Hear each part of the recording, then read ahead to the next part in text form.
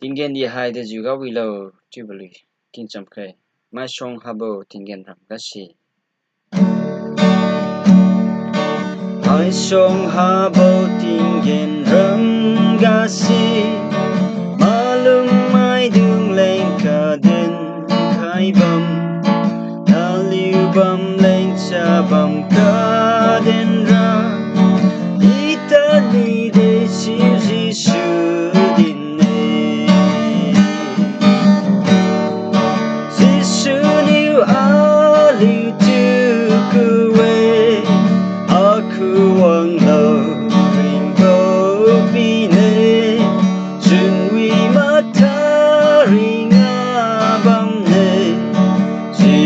Jerusalem nam sangashi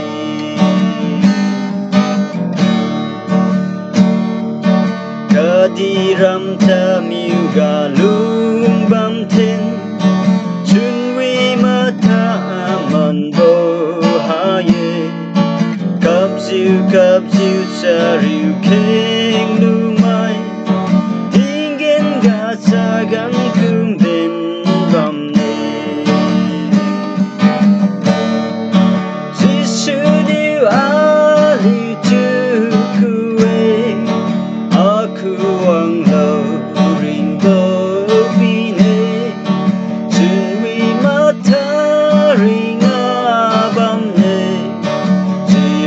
Jerusalem nam sangashi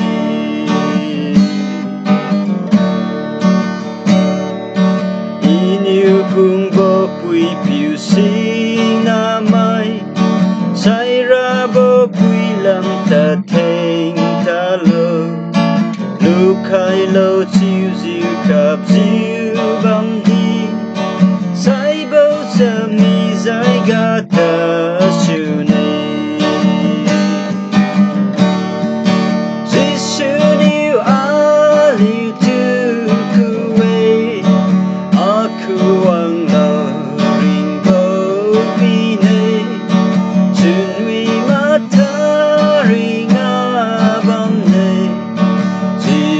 Jerusalem nam sangashi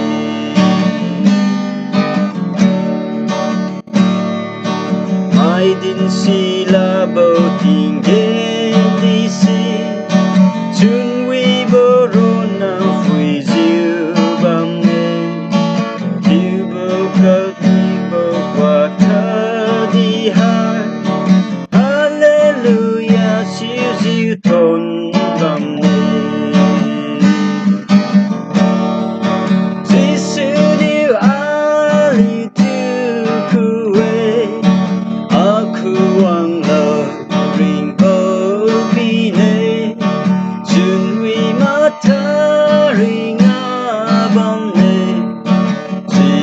Jerusalem nam sangashi